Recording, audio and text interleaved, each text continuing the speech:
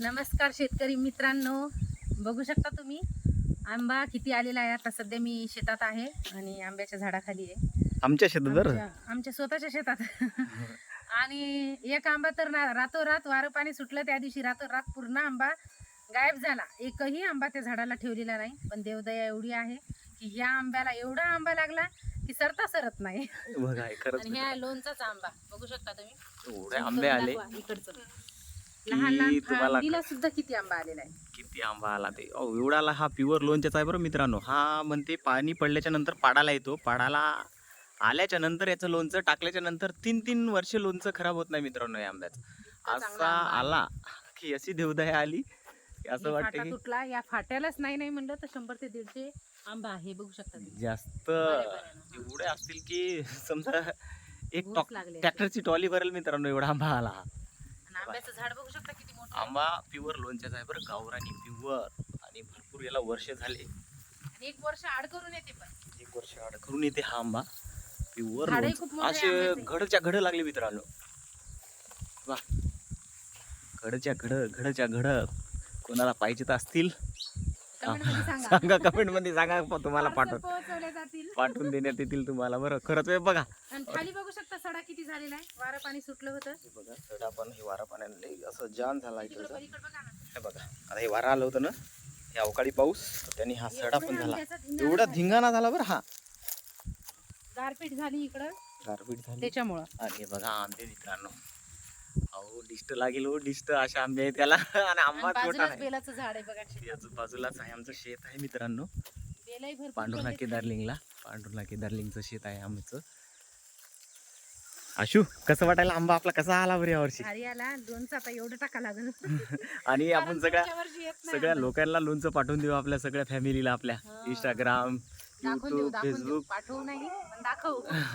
कारण पाठवू नाही मित्रांनो खरंच आम्ही नाही का आजच आलो बरं शेतात. झाड बघू शकता किती मोठं. लय मोठं झाड आहे मित्रांनो आणि भरपूर वर्ष झाले. माझा जन्म या झाडा म्हणजे जन्म झाला त्यानंतर बाबाचा जन्म झालेला आहे. माझ्या वडिलांचा जन्म झाला आणि मी पण या झाडावरच खेळलेलो आहो बरं लहानपणी. म्हणजे ते डाब म्हणायचो ना आपण, कोणाला माहीत असेल तर डाब काडी झाडावर फेकणे आंब्यावर, हे ते हे लय भरपूर असा आंबा आला मित्रांनो की तुम्ही सांगताच सोय नाही अशा आंबा आला. आता तुम्हाला व्हिडिओमध्ये दिसत असतील. पण आंबट असा आहे, खाऊ शकत नाही मग. कच्चा आंबा नाही खाऊ शकत.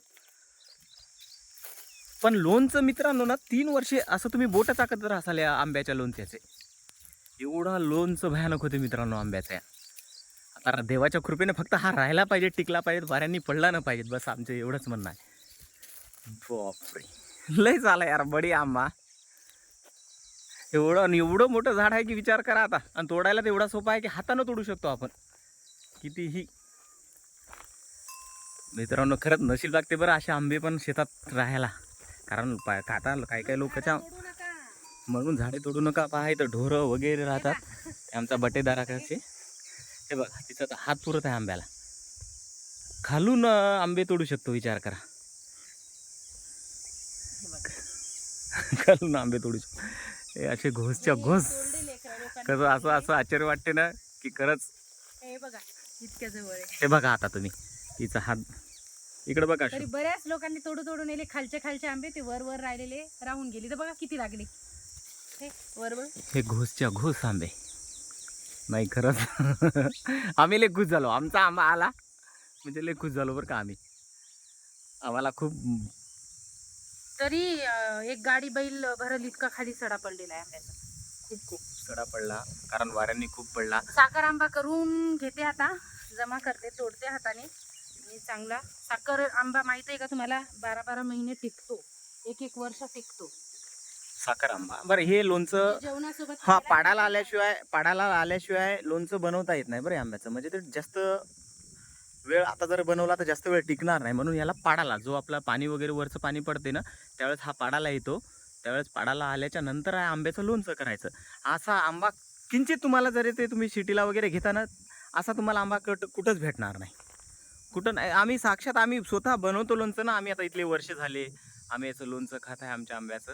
तर म्हणून तुम्हाला सांगत आहे की खरंच आमच्या आंब्यासारखं खरंच आंबा खूप किंचित असतील. उन्हाळी मूग होता शेतात आमच्या सध्या.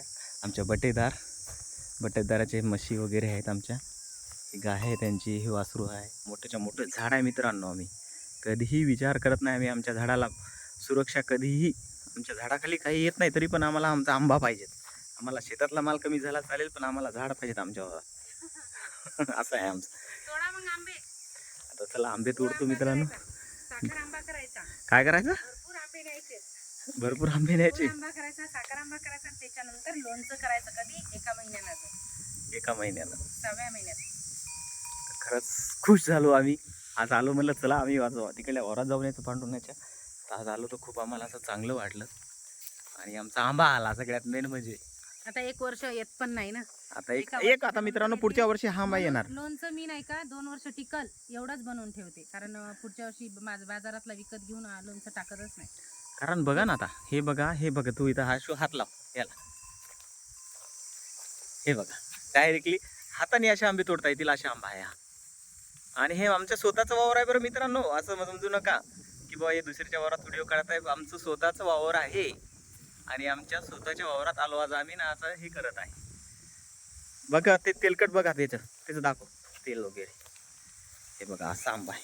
हे बघा आंब्याची साईज लय छोटी साईज आहे मित्रांनो. हे बघा 4च फोडी होतात. 4च फोडी होतात पण असा टेस्टी लोणचं तुम्ही बोट चाकत राहसाल. बरणी चाकत नसाल संपल्यावर. संपलं. इकडे बाय चला या लोणचं खायला, आंबे खायला मित्रांनो.